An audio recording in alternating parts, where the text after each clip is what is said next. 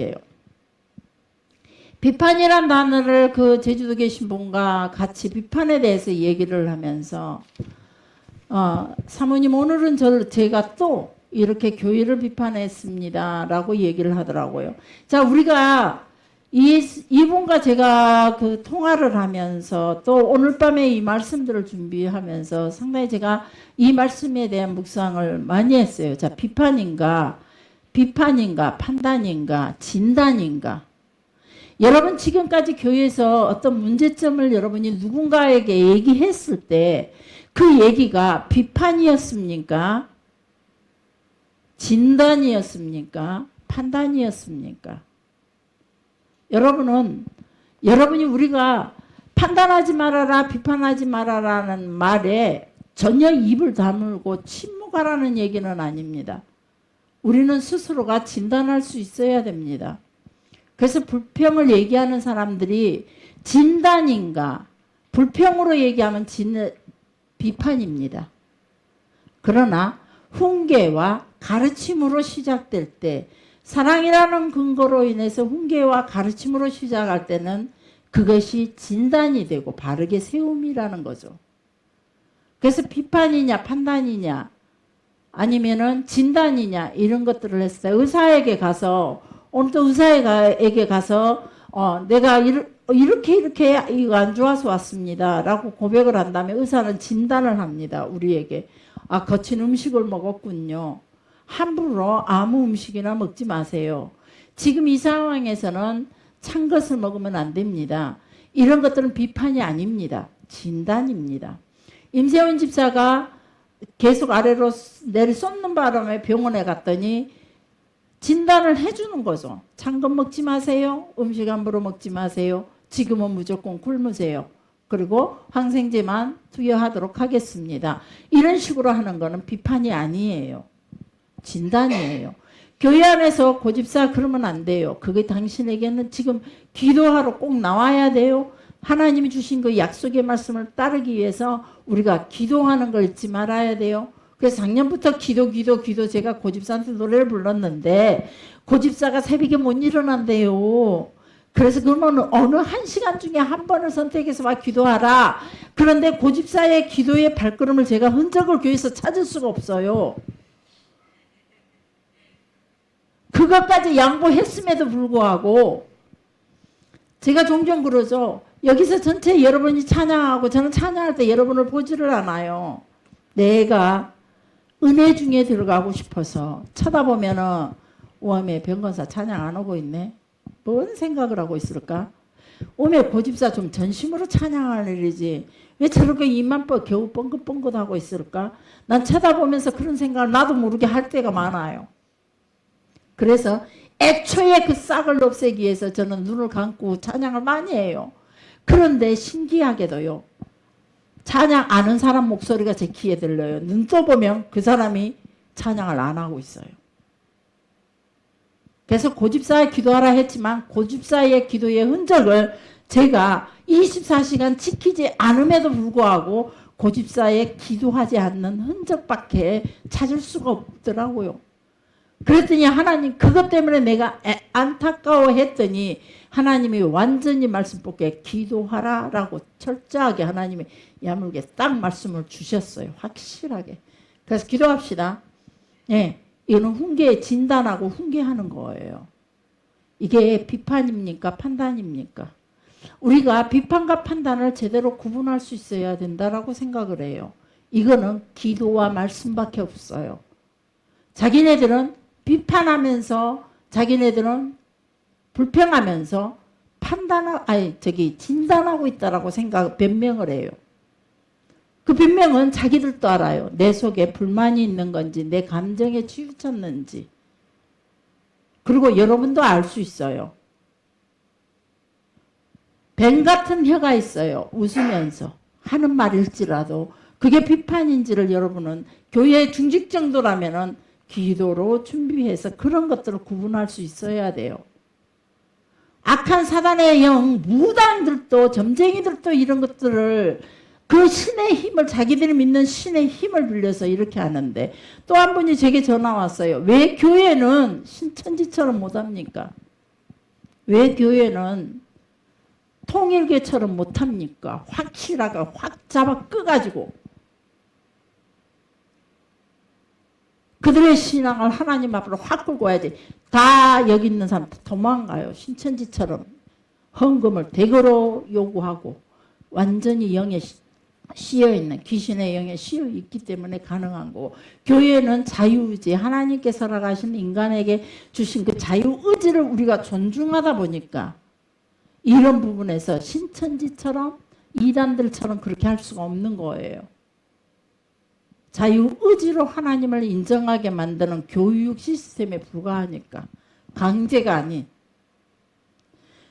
우리가 강제가 아닌 여러분이 하나님께서 허락하신 여러분 속에 있는 그 자유의지라는 것을 우리가 인정하면서, 자유의지로 하나님은 비록 우리가 권면하고 우리가 교훈했지만 그래도 본인 스스로 하나님 앞에 엎드려 찬양하고 기도하고, 이걸 하나님이 더 기뻐하셔. 강제로 하는 것보다. 그래서 여러분들을 로봇으로 만든 것이 아니요, 완전하게 그 앞에 할 수 있는, 영적으로 사로잡혀서 살도록 만든 것이 아니라 우리에게 하나님과 함께 하나님이 가진 그 성품 자유의지라는 그것을 가지고 우리를 만들었다 이 말이에요. 그래서 신천지와 구분이 되는 거예요. 참 감사해요. 많은 사람들을 통해서 이런 대화들을 할 수 있어서 감사하고, 그때마다 하나님께서 나 어떻게 대답할까? 염려하지 않아도 성령이 너와 함께 한다면 내가 누구를 만나든지 어떤 일을 만나든지 그때마다 무슨 말을 할까 염려하지 말아라. 내가 하나님의 성령이 내 안에 계시면서 그때마다 할 말을 너희에게 주시리라. 저는 이 말을 너무 믿어요. 그렇지만 이런 오늘 말씀을 들고, 제가 오늘 비판이라는 말씀을 들고 상당히 고민을 많이 했어요. 어떻게 이 설명을 해야 할까?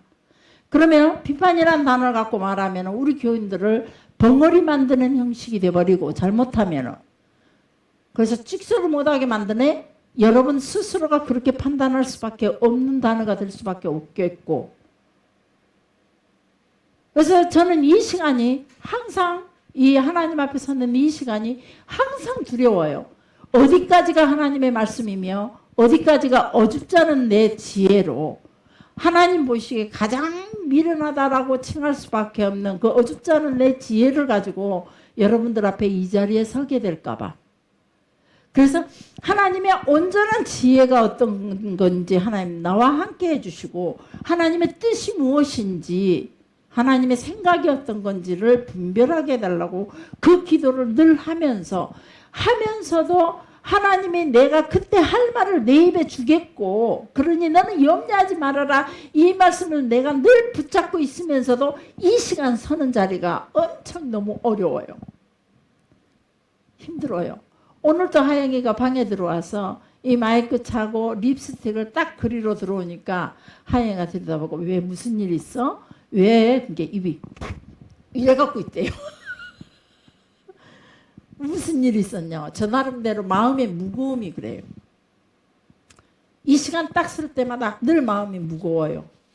판단이냐 진단이냐, 비판이냐 진단이냐, 이런 것들을 하면서 내가 어느 쪽으로 얘기를 해야, 어떻게 이 말씀을 내가 먼저 하나님 앞 뜻에 합당하게 맞추어서 내가 전달할 수 있을까? 하나님, 온전한 하나님의 지혜에는 내가 감히 갈 수 없지만 내게 주어진 깨닫게 하신 내 신앙에 맞게끔, 내가 서 있는 영적인 문제의 크기에 맞게끔 주시는 그 지혜의 말씀을 가지고 이들을 함께 나누는데 부족함이 없었으면 좋겠다, 이런 마음으로 이 자리에 서게 되는 거죠. 자, 누가복음 6장 37절 시작.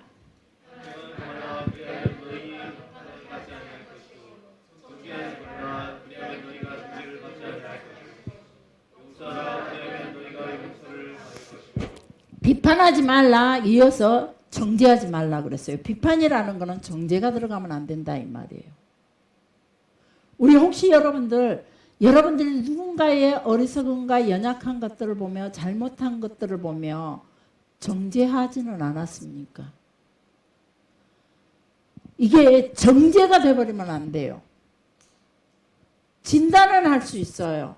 아, 이 사람이 이 모습이구나. 그랬을 때 어떤 식으로 내가 도와주며 어떤 식으로 내가 옆에서 이 사람을 보조할 수 있을까? 끌어낼 수 있을까? 이것은 아마 그것은 진단일 거예요.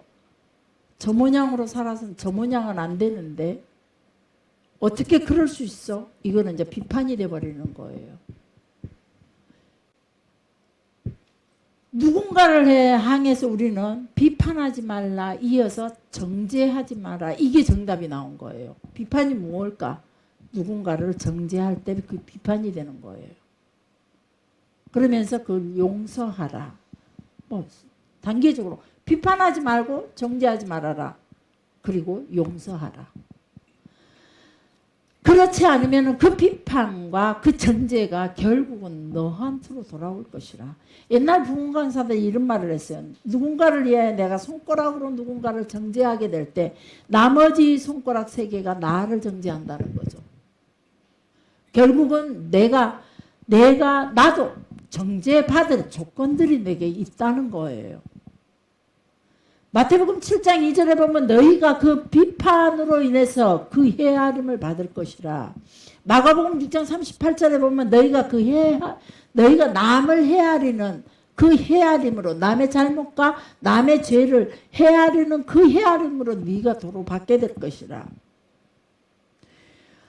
로마서 14장 1절에 보면 믿음이 연약한 자를 너희가 받되 그의 의견을 비판하지 말아라. 믿음이 연약한 자도 우리가 받대. 전에 그랬죠. 우리 찬양하는 사람이 누군가에게 돈을 빌려서 돈 때문에 많은 실수를 했고 실수를 하다 보니까 늘 거짓말이 많게 됐죠. 근데 앞에서 찬양을 하니까 한 두서너 분이 저한테 그러셨어요. 제발 그 집사님이 앞에서 찬양 안 했으면 좋겠다. 보기 싫다. 안 하고 싶다. 그래서 제가 이렇게 말했어요.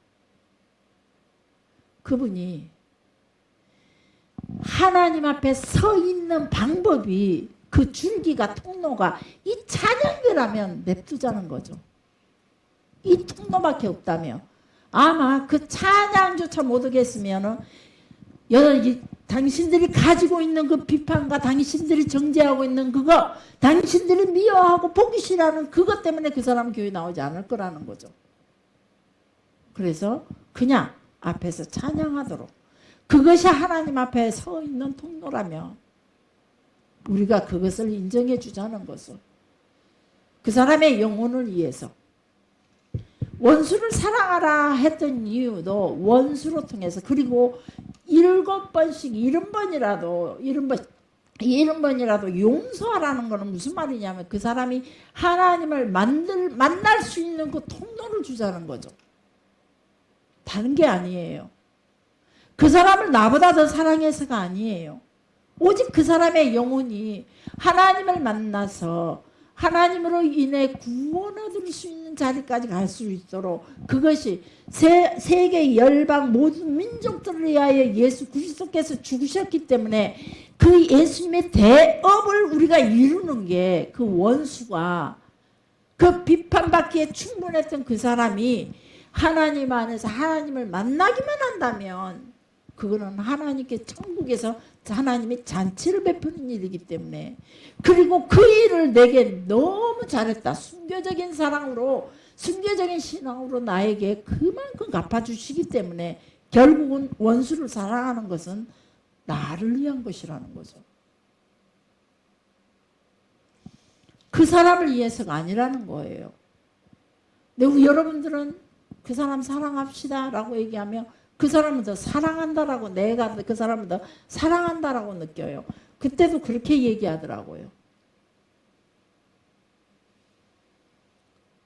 내가 그 사람을 더 사랑해서가 아니에요. 저도 아주 힘들어요. 그러지만 그 힘든 마음들을 하나님 앞에 서 있는 통로가 찬양단이라며, 하나님 앞에 서 있는 통로가 그거라면, 서게 할 수 있는 통로가. 그래서 종종 그래요. 저희가 교회 안에서 일꾼을 세울 때도 그럴 때가 있어요. 억지로라도 짐을 맡겨서 일꾼으로 세우자는 거죠. 그래서 새신자가 오더라도 그 사람을 놓치기가 싫어서 이 일을 맡기는 거예요. 나에게 화살이 되고 독이 될 거라는 걸 알면서도 내가 우리 교회에서 우리로 통해 변화가 있었으면 좋겠다. 이 사람으로 인해서 때로는 내가 말할 수 없는 고통을 당할 수도 있다라고 짐작할 때가 많아요. 사도 바울이 예루살렘으로 가면서 나는 이 길로 가면은 죽게 될 것이라는 거. 주변의 사람들이 이 띠임 사도 바울의 허리띠를 풀르면서 이 띠임자가 예루살렘에 가면 이렇게 결박당할 것이라고까지 예언을 했고, 가는 곳곳마다 사도행전에 보면 교회를 가는 곳곳마다 당신 예루살렘 가면은 위험합니다. 가지 마십시오라고 예언들을 합니다. 그럼에도 불구하고 사도 바울이 예루살렘에 가는 이유는 오직 복음을 위해서라는 거죠. 영혼을 위해서예요. 하나님이 예수 그리스도의 그 죽음의 대업을 이루기 위해서라는 거죠. 나에게 충분히 고통이라 생각하면서 자꾸 이 일을 맡기고, 제가 음식을 더 잘해도 당신의 음식이 너무 맛있어요, 한번 해주실래요? 집으로 초청할 때도 있어요. 당신 거 먹어보니까 너무 맛있어요. 그러면서 가까워지려고 애를 쓰고, 여러분들은 그런 것을 사랑이라 혼자 단독으로 그 사람을 더 사랑한다고 느끼지만 전 나름대로 무지개 애쓰는 거예요. 저도 평안을 요구해요. 저도 쉼을 요구해요. 제 육체도 한계가 있기 때문에 물질의 나눔도 저도 상당히 힘들어요. 그러지만 오직 하나님의 영광, 예수 그리스도의 그 대업을 조금만이라도 내가 흉내내는 길로 가자는 거죠. 그래서 로마서 14장 4절에 보면 남의 하인을 비판하는 너는 누구냐? 그가 세움을 받으리니 그를 세우시는 권능이 누구에게 있다? 주께 있다는 거예요. 그래서 비록 내가 그 사람을 일꾼으로 세운 것 같지만, 우리 목사님이나 저희들이 목사님이 여러분들을 일꾼으로 세운 것 같지만 결국 그 일꾼에 세우시게 하는 뒷배경에는 누가 있느냐? 하나님이시라는 거예요. 그 뒷배경은. 그렇기 때문에 그 사람이 일꾼으로 서는 그 자체가 하나님이 세우셨다는 거예요. 그게 모자라는 부분이 많아도, 그가 억지로 주변의 사람이 세운 것 같아도 그걸 허락하신 이가 하나님이라는 거죠. 로마서 14장 10절에 보면 내가 어찌하여 내 형제를 비판하고 업신여기느냐? 너나 그가 다 하나님 심판대 앞에 동일하게 될 것이라는 거예요. 별반 차이 없다 이 말이에요. 내가 고집사한테 기도 안 한다고 얘기하지만 기도 문제를 갖고 하나님께서 우리를 판단하실 때에 사실은 고집사님이나 나나 딱 세워놓으면 하나님 보시기에 오히려 저를 더 책망하실 수도 있다는 거죠. 왜? 지위가 있기 때문에. 사모라는 지위, 가르치는 교사의 지위가 있기 때문에 오히려 제가 더 책망받을 수도 있다는 거죠.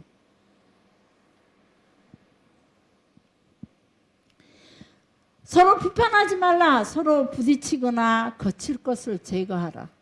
비판은요, 부딪히는 일들이에요. 자기의 믿음의 길을 가는데 거치는 것밖에 되지 않아요. 교회 공동체를 이뤄가는데 계속 부딪히고 거치는 일이 되는 거예요.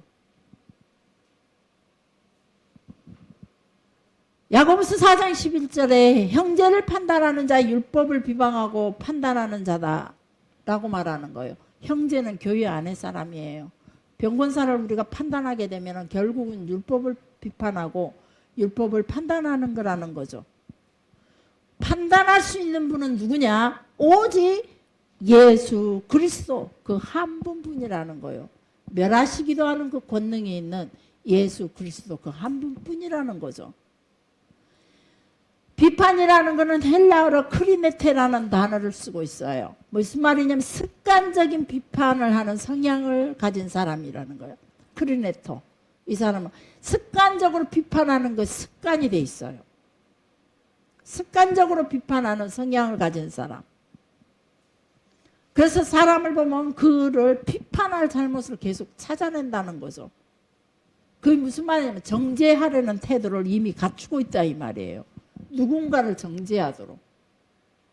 교회 목회자를, 교회 장로를, 교회 성도들을 비판하려고 기본적으로 장착하고 있는 사람이에요. 그 사람들에게 크리네테라는 단어를 쓴다는 거죠. 비방이라는 단어는 카탈랄레네이터라는 말을 가지고 있어요. 이걸 구분한다면 카타라는 말은 대항한다는 단어를 가지고 있어요. 합성어인데 카타라는 단어가 대항한다라는 뜻을 가지고 있고 랄레오 말하다. 대항해서 말하다. 이게 비방이라는 거죠. 근데 크리논이라는 단어가 있어요. 그거는 헤아린다. 한 인간인 그 이웃에 대해서 편견을 가지고 그들을 구별한다는 거죠. 우리가 종종 여러분들 편견하지는 않나요? 저 사람이 원래 저래. 저 사람 좀 그래 보이지? 우리 첫눈에 바라본 그 사람의 형태를 바라보고 저 사람 좀 모자라 보이지? 저 사람은 좀 어째 보이지? 이런 것들 편견을 가지고 끝까지 대한다는 거죠. 그걸 크리논이란 단어를 쓴다는 겁니다. 야고보서 4장 12절에 판단하시는 분은 오직 한 분이요 멸하시기도 하고 구원을 시키시기도 하는 예수 그리스도밖에 없다라고 말씀해주고 있어요. 요한복음 8장 16절에 보면 예수님은 나의 판단은 참되다. 그러나 나는 혼자 판단하는 게 아니다. 나를 보내신 이 하나님이 나와 함께 하시면서 그분으로 인해서 내가 판단한다는 거죠. 우리가 하나님만이 판단하실 분이고 하나님으로 인해 하나님께서 판단하신다는 거예요. 우리가 판단할 게 아니라는 거예요. 누가복음 6장 41절에 형제의 눈 속에 티를 보면서 자신 눈 속에 들보는 보지 못한다. 내 들보 먼저 빼내라. 그래야 형제 눈 속에 있는 티를 볼 수 있고 그것을 뺄 수 있다. 그러면서 주시는 말씀이 자, 못된 나무는 못된 열매를 맺고 좋은 나무는 좋은 열매를 맺는다. 각각 그 열매로 그들을 안다. 그들의 삶의 모습으로 통해서 그 열매가 다 드러난다는 거예요. 열매는 말과 행위 그런 것들이 그들의 삶으로 드러나는 게 그 열매라는 겁니다. 불평, 불만, 미움이 가득하게 되면 이게 판단과 비판 그런 것들 불평이 나올 수밖에 없어요. 야고보서 2장 4절 너희끼리 차별하고 악한 생각으로 판단하지 말아라. 특히 하나님의 나라 공동체에 두고 하시는 말씀이에요. 이때 당시도 교회가 서로 교회 안에서 서로 판단하는 거죠. 이 사람이 이렇고 저 사람 저렇고 왜 저래야 되는데 막 이런 것들. 이런 것들이 그때 당시도 심했다는 거예요. 그래서 하나님 이 야고보서 말씀은 교회에다가 주시는 말씀들이에요. 너희끼리 차별을 하지 말아라. 그리고 악한 생각으로 판단하지 말아라. 로마서 2장 1절에 이런 일을 행하는 자는 악을 행하는 자로 판단해라. 비판하고 판단하는 자들은 불평불만을 가진 자들은 악한 자라. 악을 행하는 자다. 이렇게 판단하라. 그래서 자기도 그것을 같이 그 자리에서 듣고 동조한다면 똑같은 사람이다라는 거예요. 자기도 같은 일을 행하는 사람이라는 거예요. 이런 사람에게 내가 하나님의 심판을 피할 줄로 생각하느냐? 절대 그 사람에게 하나님의 심판을 피할 수 없다는 거예요. 고린도전서 6장 2절에 성도는 성도를 판단하는 것이 아니요 세상을 판단하는 거라. 우리는 우리 함께하는 교인들을 판단하는 게 아니라는 거예요. 세상의 흐름과 문화, 경제, 정치의 흐름을 보면서 우리는 때를 구분하고 기도하면서 더욱더 말씀으로 우리 스스로를 무장해야 돼요. 하나님의 의로움과 하나님께 향한 그 경건함을 가지고 우리 자신을 자꾸 다듬으면서 하나님 앞에서 우리 자신을 지킬 줄 알아야 돼요. 고린도전서 6장 2절에 성도가 세상을 판단하는 것이 아니냐. 판단할 자는 크리누신이라는 단어를 써요. 크리 누신 판단할 자. 우리는 누구냐? 판단할 자예요. 크리 누신. 왜냐 마지막 시대에 예수님과 함께 세상 사람들을 판단할 사람이 우리라는 거죠. 그래서 히브리 사고방식으로 크리노라는 단어는 판단하다. 이 단어를 크리노라는 단어를 써요. 크리누시는 판단할 글이라면 판단한다는 거는 크리노라는 단어를 써요. 히브리 사고방식으로 크리노라는 단어가 뭐냐면 누군가를 통치한다는 의미를 가지고 있다는 거죠. 누군가를 통치한다. 그 말을 성경에서 판단한다는 크리노라는 단어를 썼어요. 누군가를 통치하게 될 것이라는 거죠. 이 성도가 세상을 판단한다 이 단어에가 크리노라는 단어를 썼으니 성도가 세상을 통치할 것이다 이 말이라는 거죠. 결국은 이 말은 성도가 세상을 통치할 것이다. 요한복음 3장 18절부터 20절 말씀에 보니까 성도들이 빛된 생활, 선한 행위로 통해 세상을 교훈을 해야 돼요. 그리고 복음을 통해 세상의 불의를 심판해야 된다는 거죠. 심판하니까 세상 속에 향해서 윤석열 너 사형! 이런 심판이 아니에요. 잘못됐음을 우리가 하고 그 사람이 돌이키지 않을 때는 우리가 그 사람의 관계 속에서 분명한 선을 그을 줄 알아야 돼요. 그런데 적당하게 그 사람과 관계를 맺으며 가는 것은 결국은 나도 똑같은 죄인의 정죄하는 자로 하나님께서 인정하시겠다는 거죠. 고린도 교회는 불의한 그 자기들의 문제들을 불의한 그 이방 법정에서 자기들의 모든 문제, 교회가 일을 일어나면 이방 법정으로 가서 세상 법정이다 이 말이에요. 로마의 법정으로 가서. 이게 우리는 순천 법원으로 가는 거죠. 최장로님과 고집사가 문제가 생겼을 때 교회 안에서 해결하면 좋은데 그걸 가지고 이방 법정으로 가요. 실제로 벌교 제일교회라든지 그런 게 이방 법정에서 헌금 문제 가지고 얼마나 크게 그게 신문에 나고 일반적인 신문에 나고 교회 신문에도 아주 대서특필되면서 아주 시끄러웠던 사건입니다. 그래서 하는 이걸 이 고린도 교회를 향해서 이런 문제를 바로 책망하는 거예요. 왜 너희의 교회 안에 있었던 성도들이 하나님의 백성인 성도들이 너희가 선한 행위로 의로운 행위로 그 문제가 잘못됐다는 걸 보여줘야 되는데 그 문제를 가지고 너희가 세상 법정으로 가서 이걸 판단받으려고 하느냐? 왜 소송을 제기하면서 판단받으려고 하느냐? 그렇게 지극히 작은 거 최장로님이 고집사의 그 문제 최장로님이 그것과 작은 거 하나 판단하지 못하고 그거 하나 처리하지 감당을 못해서 왜 세상 법정으로 가느냐? 고집사야 내 그 문제 왜 교회 안에서 해결하지 못하고 세상 법정으로 가서 판단하고 있느냐? 이걸 책망하는 거죠. 그래서 교회의 문제가 세상 사람들에 가서 의논이 된다면 바로 이 책망을 받을 수밖에 없다는 거예요. 이방인과 의논이 된다는 거는.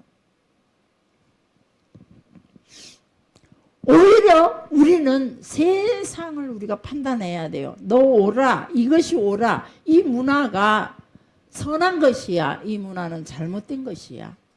지금 이 시대는 잘못된 것이야. 이 시대가 그래도 이 부분은 옳은 것 같아. 이 판단을 우리가 성도가 하나님의 말씀으로 해야 된다는 거예요.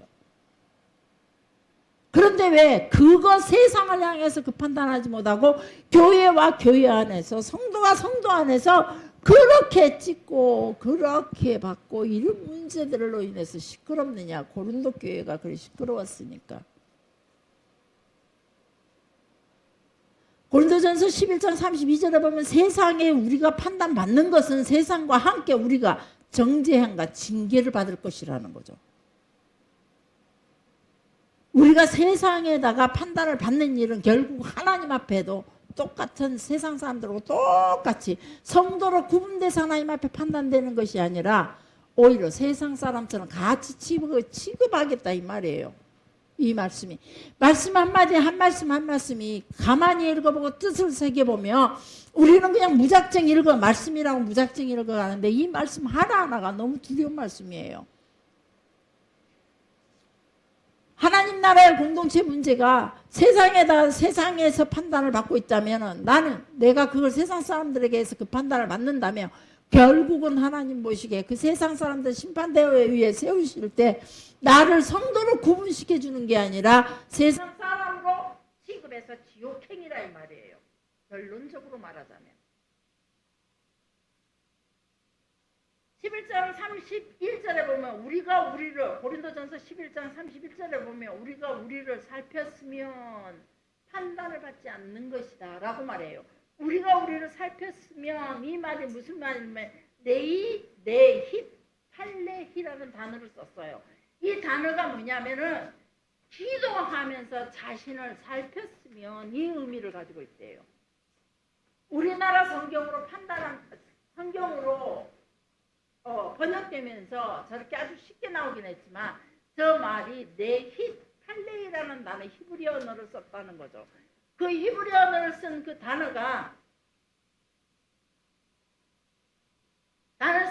자신을 기도하면서 자신을 판단하라 이 말이에요. 남을 판단하기 전에 기도하면서 내 자신을 먼저 판단하라. 히브리 4장 그것이 무슨 말이냐면 결국 우리 자신의 들보를 먼저 보아라는 자기 자신의 들보, 자기 자신에게도 문제가 있다는 거예요.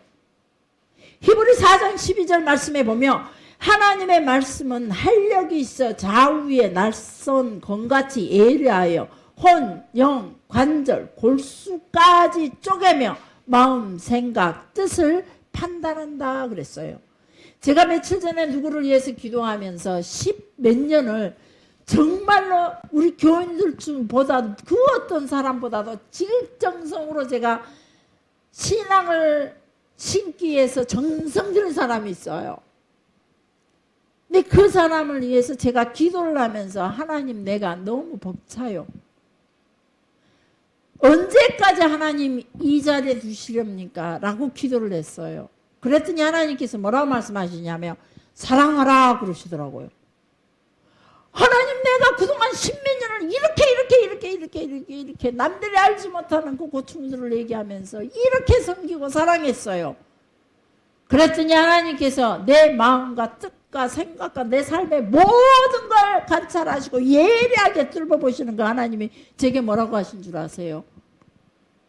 야, 내가 너를 얼마나 사랑했으며 내가 너를 얼마나 사랑해서 이 자리까지 세워놨는데 너 불평 몇 번 하냐?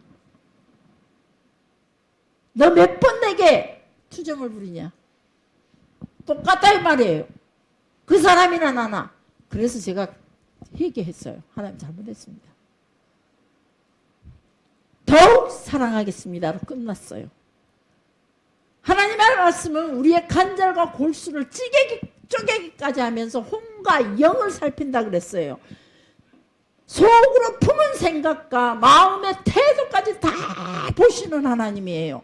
내가 열심히 그를 나는 사랑했다라고 사랑으로 섬긴 것 같은데 하나님은 내 마음의 깊은 생각까지 내가 알지 못하고 깨달지 못했던 뜻까지 드러내시고 그것을 판단하신다는 거죠. 감사해요. 저는 이런 것들이 주께서 나를 말씀으로 그때그때 내 잘못된 생각들을 계속 다듬으시면서 저도 여러분과 똑같아요. 불평이 많은 사람이고 힘들어하고 어쩌면 여러분들보다 더 눈물이 많은 사람이고 여러분들보다 더 고통스러운 사람이에요. 그런데 그때마다 하나님께서 내게 말씀을 주신다는 거죠. 나를 너무 깊이 보시는 하나님이 네 우는 이유가 뭔데? 너 불평하는 말이 무슨 뜻인데? 이걸 계속 하나님이 터치하시면서 나를 보게 하시니 그분 앞에 내가 그 어떤 불평도 그분 앞에 내가 그 어떤 것도 그냥 주어지는 환경 속에 아이고 무겁네 이 소리는 할 수 있어도 이 내 주께서 허락하신 거라면 내가 감사함으로 하게 해주세요. 감사합니다. 주께서 보내심을 감사하고 내가 섬길 수 있어서 감사하고 오늘도 나는 너무 육신이 피곤하고 마음이 힘들어. 내가 내 마음조차도 잡지 못하지만 오늘 이렇게 이 일을 하게 하신 거에 너무 감사하다는 거죠. 고린도전서 2장 15절에 신령한 자가 모든 것을 판단하고 아무에게도 판단받지 않는다라고 말해요.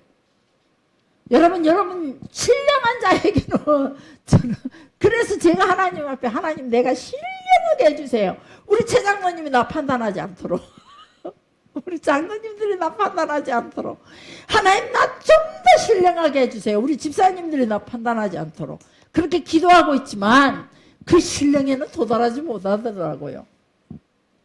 그러지만 하나님 더 신령한 자는 하나님 앞에서 신령한 자는 아무에게도 판단받지 않아요. 그 신령한 자가 누구냐? 온전히 하나님께 속한 자라는 거예요. 그의 계명에 익숙해야 돼요. 하나님께 속한 자는 하나님의 계명에 아주 익숙해야 돼요. 그의 삶이 계명의 뜻에 민감해야 돼요. 하나님이 원하시는 뜻에 아주 우리가 민감해야 돼요. 이런 자가 신령한 자예요. 사랑했잖아요. 그랬더니 하나님이 뜻에 하나님 뜻으로 제게 금방 치시는 거예요. 그러고 보니 내가 신령한 자다라고 말하는 의미가 될 수도 있겠네요. 그건 아닙니다. 조금 신령해지려고 할 뿐이지. 근데 그의 계명에 익숙하면서 그의 삶이 계명의 뜻에 민감하여 그 뜻을 빨리 깨닫고 순종하고 그 안에서 하나님의 나라와 의를 구하는 삶이라는 거죠. 이것이 바로 하나님 계명과 뜻을 구하고 이루는 삶입니다. 비판하지 말라 단순하게 이렇게 말씀해주고 있지만은 이 비판이라는 단어 그 산상수훈으로 통해서 마태복음은 하나로 묶어서 말씀해주고 있지만은 이 비판이라는 단어가 계속 사도행전 속에서도 계속 예수님이 계속 돌아가시 십자가에 죽으실 때까지도 계속 이 비판에 대한 내용들을 말씀해주고 있어요. 얼마나 중요한지를. 히브리인 6세 남자아이를 어떤 분이 만났는데 그분이 이렇게 그 어린아이가 그러더래요. 나는 온 세상에 누구보다도 똑똑해요 그러더래요. 그래서 이분이 물었대요. 왜 네가 똑똑하다고 생각해? 그랬더니 나는 내게 하나님께서 메시아의 마음을 하나님의 마음을 주셨고 그랬기 때문에 하나님의 마음을 내게 주셨기 때문에 내가 누구보다도 똑똑하다는 거예요. 그래서 아까 말씀했던 것처럼 내가 누군가를 하나님 이분을 어떻게 해요? 그랬더니 사랑하라 했기 때문에 그 순간만큼은 그분에 관해서 내가 가장 똑똑한 거예요. 이해하시죠? 내가 최장로님을 위해서 기도를 하고 하나님의 음성 마음을 가졌어요. 근데 나머지는 최장로님의 잘못과 흠을 가지고 계속 말해. 그것이 또 옳아요. 이론적으로는. 그런데 내가 받은 것은 하나님의 말씀을 받고 그것에 순종하면서 그렇게 하자 하기 때문에 그때만큼은 내가 더 똑똑해요. 내가 더 신령하고 그때만큼만 전체가 신령해야죠.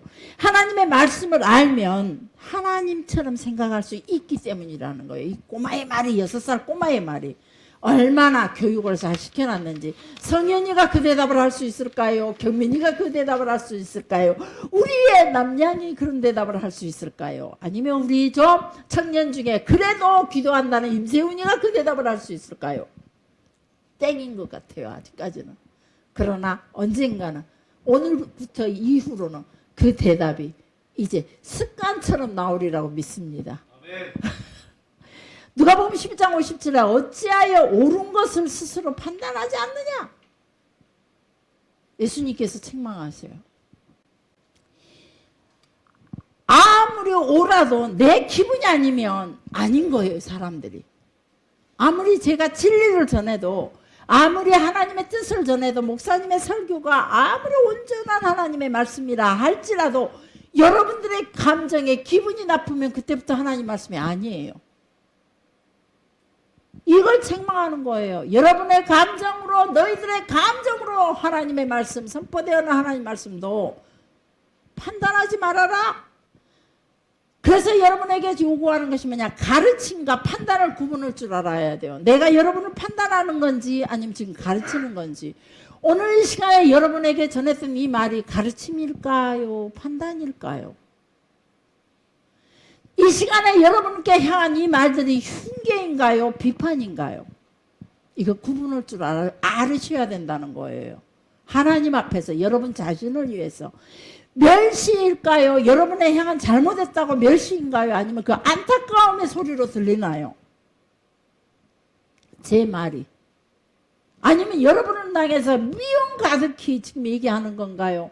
아니면 그리스도의 마음은 사랑이라는 걸 조금이라도 드러내고 싶어서 이 발버둥을 치는 건가요? 어느 쪽이든지 여러분이 이 부분은 판단을 하셔야 된다는 거죠.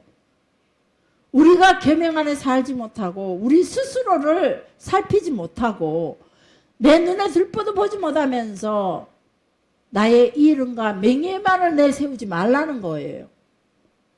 형제를 판단하고 비판한다면 우리는 결국은 애식하는 자다. 가면을 쓴 자다. 자기를 치장하는 자다. 이렇게 말해주고 있어요. 애식이라는 뜻은 가면을 쓰다. 자기를 치장하다. 헬라어로는 가면을 쓰다는 표현을 가지고 있지만 히브리어로는 자기를 치장하다. 여러분이 예뻐 보이려고 치장하잖아요. 저는 절대 얼굴 갖고 애식 안 해요. 치장 안 하니까. 있는 그대로. 치장. 더 예뻐 보이려고 치장하는 것처럼 우리가 이렇게 이런 사람들에게 자기 자신을 자꾸 가면을 쓰고 치장하려고 하는 사람들에게 마태복음 7장 21절부터 뭐라고 말씀해 주고 있어요? 나더러 주여 주여 하는 자마다 다 천국에 들어갈 것이 아니요 내 아버지의 뜻대로 하는 자라야 천국에 들어갈 것이다 라고 말씀해 주고 있어요. 너희들은 왜 나한테 주여 주여 하면서 내 말대로 행하지 않느냐? 예수님의 한탄의 소리예요. 이것을 산상수훈이라는 장르 속에다가 잡아넣고 끊임없이 우리에게 이 말씀을 하시고 이후에도 예수님은 계속 말씀하고 있다는 거죠. 비판을 받지 않으려거든 비판하지 말라. 누가복음 6장 37절, 마태복음 7장 1절 이 말씀만 있는 것이 아니오 로마서 야고보서 계속 보면 이 비판에 대해서 말씀해 주고 있어요. 비판이라는 그 의미는 단순히 다른 사람을 욕하거나 비난하는 의미도 있지만 다른 사람에 대한 나의 생각을 결정하고 이게 중요해요. 다른 사람이 말한 뜻을 나의 생각으로 결정을 해버리는 거예요. 그리고 그것을 그리고 그 사람의 약점이나 허물을 자꾸 드러내서 수치를 주고자 하는 행위라는 거죠. 하나님 보시기에 우리는 우리 인생을 다 먼지나 티끌 같은 존재라고 말씀해 주고 있어요. 하나님 보시기에는 구더기 같더라고. 제게 주시는 말씀이요. 야, 제가 화장실에 그 구더기가 드글드글한데 들여다보고 제게 갑자기 그 질문이 생각해요. 하나님, 저 구더기 중에서도 왕이 있고 저 구더기 중에도 아버지가 있고 힘센 또 대장이 있을 것이며 조금 더 똑똑한 놈, 지혜로운 놈이 있을 거 아니에요. 그랬더니 그러고 하나님께 제가 그렇게 물으면서 그런데 다 구더기네요. 더러워요. 그랬어요. 그랬더니 너희 인생이 그렇다는 거예요. 여러분과 내가 여러분들보다 조금 더 똑똑한 것 같고 우리 또 최 장로님이 조금 더 암기를 잘하는 것, 깜지 써가면서 그런 걸 잘하는 것 같지만 그리고 전혀 그런 거에 또 문외한이 아무것도 알지 못하는 사람들도 있지만은 하나님 보시기에는 다 구더기같이 똑같다는 거예요. 먼지와 티끌과 같다는 거예요. 누가 더 잘나고 누가 더 못난 것이 아니라 상대방을 히브리 개념으로 비판이라는 것은 상대방을 향한 비방과 험담을 포함한 모든 악한 의도를 가진 말들이라는 거예요. 악한 의도. 그래서 다른 사람을 비판하고 비방하는 것을 라숀 하아라라고 말해요. 라숀. 악한 혀라는 뜻이에요. 혀를 라숀이라고 말해요. 하아라는 악의를 말하고 있어요. 악한 혀, 라숀 하아라. 그래서 그리고 탈무드에서 라숀은 무서운 죄를 지을 수 있기 때문에 2개의 벽으로 딱 그 혀를 막아놨대요. 입술로 한 번 막고 이로 한 번 막았어요. 이를 쇤이라고 말해요. 쇤. 그래서 이 2개의 담벼락 속에다가 혀를 감춰놨어요. 말 함부로 하지 못하도록. 이 말이라는 거는 칼보다도 더 강력해서 한 번 입 밖으로 나오면은 나가서 다른 사람의 뼈를 부러뜨릴 수 있을 만큼 강력하다는 거죠. 살인과 죽음에 이르기까지.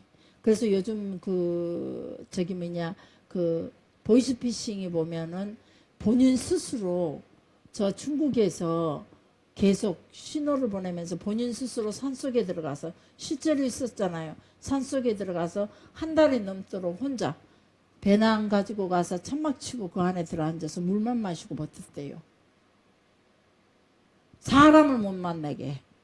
그리고 계속 돈을 만들어서 이체하도록 만들고. 그래서 우리 똑똑한 사람들이, 유학생들이 그 산에 들어가서 그렇게 갇혀가지고 혼자 스스로, 이게 혀의 독한 악한 영향이라는 거죠. 우리 사모님 중에 한 분 똑똑한 사람이 있어요. 정식으로 호신도 나와서 공부해서 전도사로 있다가 또 간호과정, 기독교 병원에 간호과정도 있고, 그래서 이 사람이 얘기를 하면 너무 똑똑해요. 어느 것 하나 모르는 것 없듯이 딱 누군가의 얘기도, 아주 젊은 사람인데도 불구하고 나이 든 사람이 말하면 좀 잠잠했다가 들었다 나중에 의견을 제시해도 좋은데 중간에 꼭 끊어요. 그래서 사모님 그거는 이러고 이래요 그러면서 그러는 사람인데, 그렇게 똑똑한 사람이 친정이 부자예요. 돈을 보이스피싱 당해갖고 하루나 아침 오후 4시 5시까지 통화를 하더래요. 목사님 보니까 이 통화를 끊지를 못하더래요. 그래서 당신 혹시 보이스피싱 아니에요? 아니야, 좀 가만히 있어봐. 그럼 미국에 있는 아들을 향해서 막 이런 이야기들을 주고받으면서 다 자기 입으로 말해주고, 아들 앞으로 자녀들 앞으로 대출 받을 거 다 대출 받아 가버리고, 자기가 돈이 몇 천만 원 통장에 가지고 있었는데 그 돈 다 빠져나가버리고, 보험에서 대출할 거 다 대출하고, 그래갖고 그냥 그 길로 이제 통화 연결 끝. 그래서 결국은 사모님이 이제 그 병원에 요양보험 보호사 다니면서 돈 버니라고 바빠요. 이 혀라는 게 그 정도 무서운 거죠. 똑똑한 사람도 무너지고 잘난 사람들도 무너지고 다 무너지더라고요. 혀라는 거는 무서운 거예요. 우리가 가지고 있는 판단하는 것도 혀에서 나오죠. 그리고 우리의 마음과 생각이 어디에 있느냐에 따라 다른 거예요. 오직 우리는 아까도 처음에 시작했던 게 연초에 뽑은 말씀, 그 말씀이 여러분의 머릿속에 완전히 새겨놓으세요. 이 마음에다 완전히 그려놓으세요. 그 말씀을 가지고 올 1년을 꿈을 꾸세요. 그 말씀을 가지고 붙들고 어떤 일이 있어도 그 말씀 붙들고 기도하세요. 그 말씀과 함께 동행을 하세요. 여러분의 어떤 상황이든지 그럴 때에 반드시 그 말씀이 올 연말에 이르러는 하나님의 멋진 은혜들을 여러분들의 입술로 고백할 수 있도록 하시게 해요. 올 연말은 또 우리가 또 다른 프로그램, 제가 항상 지금부터 이제 1년치를 계획을 많이 해요, 저는. 그래서 이제 부활절을 또 계획을 해야 되고, 그리고 또 여름 우리 수련회를 또 머릿속에 담아야 되고, 그리고 또 추수감사절과 또 이제 또 다음 성탄절까지 막 항상 연초에 되면 막 머릿속에다 그려요. 그래서 이번 연말에는 우리가 신앙간증으로 한번 가볼까요? 올해는 특별한 한 해로 말씀을 붙잡고 가는 해. 그래서 그 말씀, 이룬 말씀을 연말에는 간증할 수 없고, 그렇다는 건 아니에요. 그랬으면 좋겠다, 그런 소망을 가지고 있어요.